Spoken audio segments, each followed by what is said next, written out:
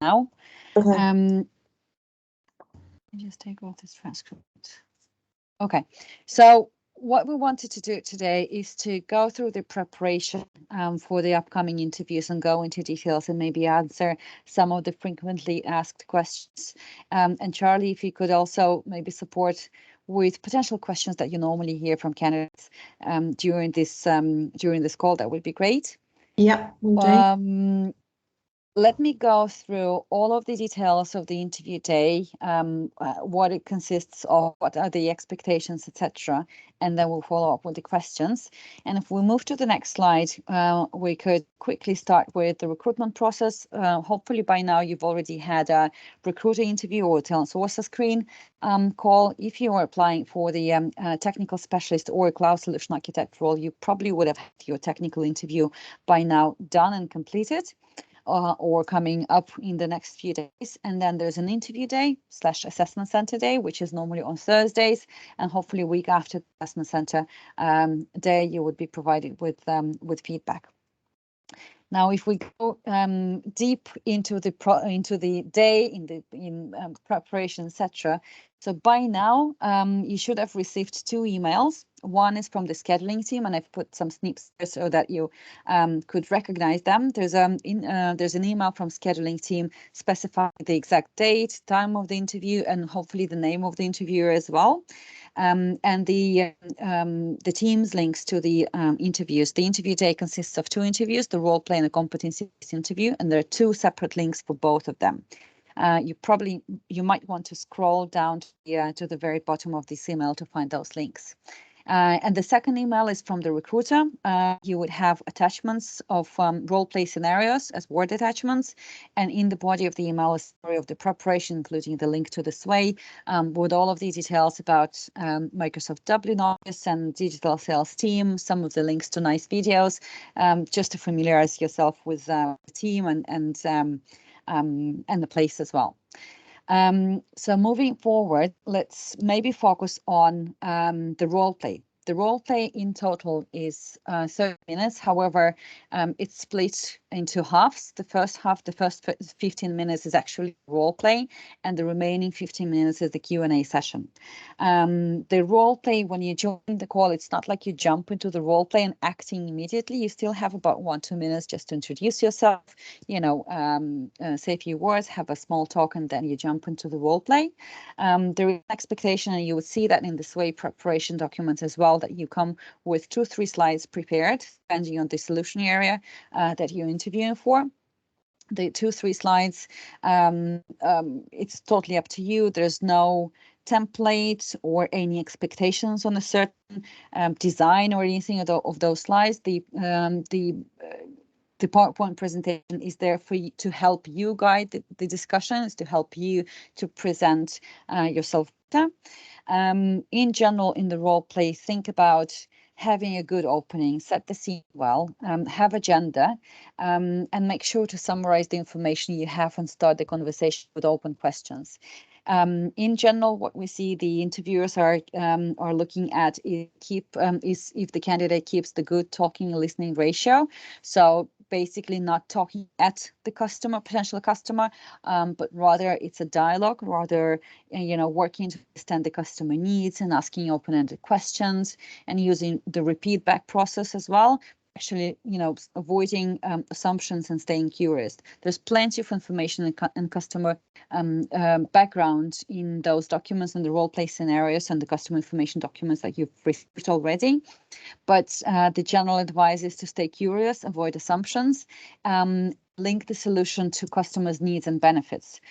So it's not about just putting on those slides and in your pitch, putting everything that you know about the solution, but it's more about tailoring. It's more about relevancy to the customer's business. Listen to customers' answers and use them to move slowly to the benefits of the solution and focus on elements that are important to the customer, as I said before. At some point, you probably would be asked a certain competitor question. So it's definitely important to avoid any negative competition talks. It's important that we have a healthy competition on the market. It's great that we have a healthy competition on the market because, that allows all the companies, every company innovate, and then eventually the customer is the winner. So maybe make sure to do some research on potential curveballs and compete and be ready to talk those through. In general, approach this role play as an exploratory call. There's no need to close the deal. There's no need to talk at the customer. It's not like you are, standing on the stage and talking at the customers. It's more a dialogue. It's more a discussion. And if you feel like there's an opportunity, you don't have to, but if you feel like there's an opportunity, you can explore the upsell and cross-sell potential. In general, there's certain kind of things that the interviewer would be looking at. They would be looking at opening, effective listening, usage of bands, budget authority, needs and timeline, objection handling, matching needs to benefits, and the closing. Closing is really important because this is basically how you end the role play. Make sure to maybe think about covering the next steps. What would that be? Is that the demo, a technical introduction? Is that the brainstorming session, or whatever you think fits in that particular scenario? But definitely think about adding other stakeholders to the next meeting, just to widening this business decision makers list. And that would be also this remaining 15 minutes for the Q&A session. That's a great moment to demonstrate your self-awareness. If you're asked, how do you think it went? And if you feel like you've completely you haven't really met your own expectations on the role play, this is the moment to demonstrate your self-awareness and share what you think you could have done better, what you think you've done really great. And this is also the great moment for you to ask the question back, how do you think it went? So the interviewer would be able to share their feedback with you as well, right on the spot, and you would be able to learn from that. I guess one of these is that the interviewers would be assessing as well at that stage is how do you perceive feedback? How do you react on feedback? And do you are you considering, are you feeling that is the learning opportunity? Now, between the role play and the competency-based interview, there will be a break of about 15 minutes. And the competency-based interview, and details would be on the next slide, Charlie. The competency-based interview is a longer one. It's a 45 minutes discussion. Obviously, there will be 10-15 minutes at the very end for Q&A. But the general idea about the competency-based interview is we would be looking at how do you demonstrate your growth mindset. And the growth mindset is obviously, an approach that leads desire to learn, and therefore a tendency to embrace challenges, persistent face of setbacks, and seeing failure as essential to mastery and learning from criticism on all of those. There are 6 core competencies at Microsoft, which will be listed on the next slide, but it's only 30 to 40 minutes for the competency-based interview. The interviewer would probably be picking and choosing 2 or 3 competencies from the list of 6. We never really know which ones they choose. So definitely maybe think about preparing for all of them and being ready and be ready to talk through all of those competencies. The competency-based questions are pretty easy to spot. They're quite standard. All of those questions will sound like, tell me about a time when you, or describe a time when you, or tell me how you dealt with this or that situation. So those would be open-ended questions that would, and you're expected to come with specific cases. And the best way to approach the competency-based interviews is use the STAR model: situation, task, action, result, and learning, where the learning is the most important thing, because nothing really matters if there was no learning from the situation or the case at all. So maybe think about preparing at least 2 examples per competency. And if you are like me, when it's time to talk, there's completely like everything vanishes from your head. Maybe just think about putting some of the keywords on the paper, just to remember those cases that you would like to talk through. It's important to have a discussion about failures as well. So for example, there might be questions about, tell me about a time when your initiative not perceived well or didn't land well, or tell me about a time when collaboration project didn't really fly. So it's important to be ready to talk about those cases, those scenarios as well, because that definitely, demonstrates and showcases how do you deal with, whether you persist in the face of setbacks. Are you using that as learning?